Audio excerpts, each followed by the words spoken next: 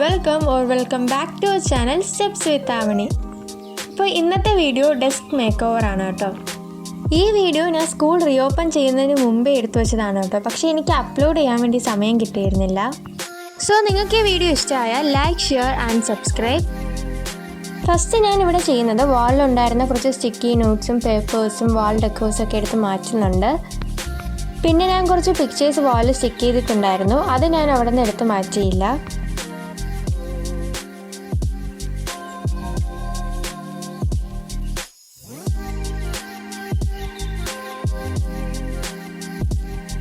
ഇത് ഞാൻ പണ്ടുണ്ടാക്കിയതാണ് കേട്ടോ. ഇതിൻ്റെ അകത്ത് ഞാൻ തെർമോക്കോളാണ് വെച്ചിട്ടുള്ളത്. അതുകൊണ്ട് നമുക്ക് ഇമ്പോർട്ടൻ്റ് ആയിട്ടുള്ള കാര്യങ്ങളൊക്കെ ഒരു പേപ്പറിൽ എഴുതി ഇതിൽ പിൻ ചെയ്ത് വയ്ക്കാൻ പറ്റും. അപ്പോൾ ഞാൻ ഇവിടെ അതിനെ ഡെക്കറേറ്റ് ചെയ്ത് കൊടുത്തിട്ടുണ്ടായിരുന്നു. അത് കഴിഞ്ഞ് ഞാൻ ടേബിൾ ഷീറ്റ് മാറ്റുന്നുണ്ട്. എന്നിട്ട് ടേബിളൊക്കെ ഒന്ന് ക്ലീൻ ചെയ്ത് കൊടുക്കുന്നുണ്ട്. അങ്ങനെ അതൊക്കെ കഴിഞ്ഞതിന് ശേഷം ഞാൻ ഓരോ സാധനങ്ങളായിട്ട് ഓർഗനൈസ് ചെയ്യുന്നുണ്ട്. എൻ്റെ ഡെസ്കിൽ വെച്ചിട്ടുള്ള പല സാധനങ്ങളും ഞാൻ ഉണ്ടാക്കിയതാണ് കേട്ടോ.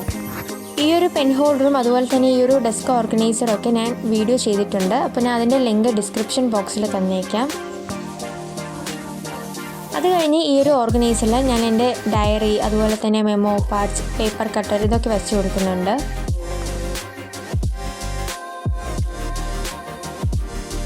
ഇത് ഞാൻ വീട്ടിലുണ്ടാക്കിയൊരു ക്യാൻഡിലാണ്. അപ്പോൾ ഞാൻ അത് കൂടെ അവിടെ വെച്ച് കൊടുക്കുന്നുണ്ട്.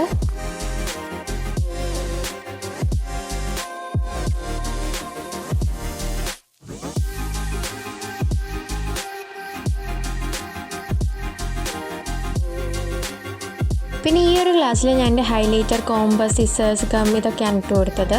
പിന്നെ ഇതൊരു ഗ്ലാസ് ജാർ ഞാൻ പെയിൻറ്റ് ചെയ്തെടുത്തതാണ്. അങ്ങനെ അതിൻ്റെ അകത്ത് ഞാൻ ഒരു ഫ്ലവേഴ്സൊക്കെ ഇട്ട് കൊടുത്തിട്ടുണ്ട്.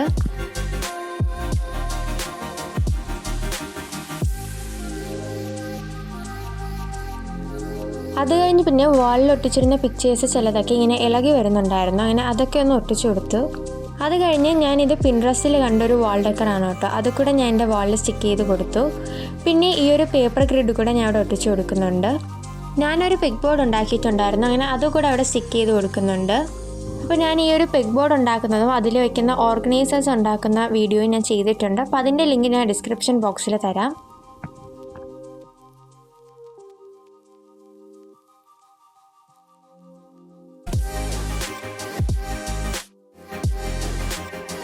അങ്ങനെ പെഗ് ബോർഡ് ഓർഗനൈസ് ചെയ്ത് കഴിഞ്ഞു. നമ്മുടെ ഡെസ്കിൻ്റെ ഫൈനൽ ലുക്ക് ഇതാണ് കേട്ടോ.